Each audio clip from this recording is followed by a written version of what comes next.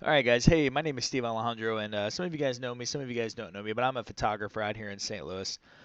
And a question I get all the time is, how do I make photographs like this? Well, guys, to answer your question, this is what's called a composite photograph. It's where you take multiple elements, multiple assets, multiple graphics, photos, different things, and put it all together to make one image. I love doing these types of things because I am not limited by reality. I can make reality whatever I want as long as I've got the skills to do it. So this particular shot is David. David's a great guy. David is a gamer. David is a Lindsey Sterling fan. If you don't know Lindsey Sterling, you should. And I wanted to do something super cool for this guy. And so this is what we did. And let me show you the original. That's the original. This was a senior shoot. We have two speed lights over to the camera right, over to his left. You can see because of the shadows are thrown here and here. We were just kind of walking around looking for cool colors, cool light, and this is what we came up with.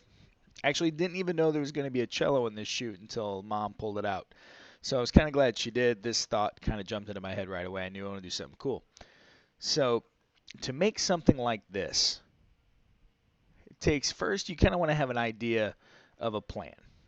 This is I kind of map out an image and make and take some notes on what I want to do, and then sometimes I'll even go so far as to do what you see on the screen. This is just some notes. So once I've kind of done that, I will just start to build. In this particular image, I'm not going to go through the whole thing, um, but I will show you step by step kind of the things that were done. First, we kind of darkened everything. Then we kind of messed with the colors a little bit. Then we actually cut Dave out. You can see this. And the reason why we did this is because we wanted to get some effects going on behind him, in between him, and that looked like they were coming from behind him. And I figured that was the best way to do that. Once we separated Dave from the background, we added the glow. Then we added some clouds filter kind of deal to make it look even cooler. Then I believe we came down here and we added this really cool image from pexels.com, which is a royalty-free site, and I go there for a lot of my stuff. And then we kind of added some of the stars by duplicating the original image.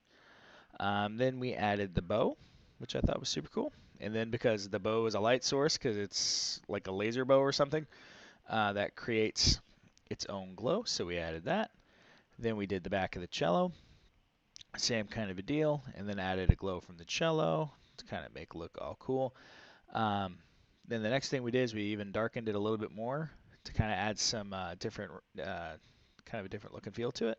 Then we added what's called a warming filter to add some yellow tonality throughout the whole thing.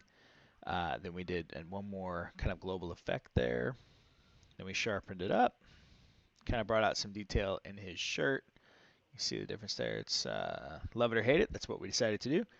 And then we put in an overall texture to just tie everything together. Now, this composite was super easy because it was actually shot in this location. We didn't have to worry about shadows or placing them in the location and things like that. We just kind of had to bring the thought that was in my head out of my head, and this is what we did. And I've already delivered it to Dave and his family. They love it. Super happy with it. I'm super happy with it. It's the first time I've really gone this far down the rabbit hole for an image, and I can't wait to do more of these. If you are interested in any questions about how I actually did any particular step, because I did not go through, there was multiple steps in each layer.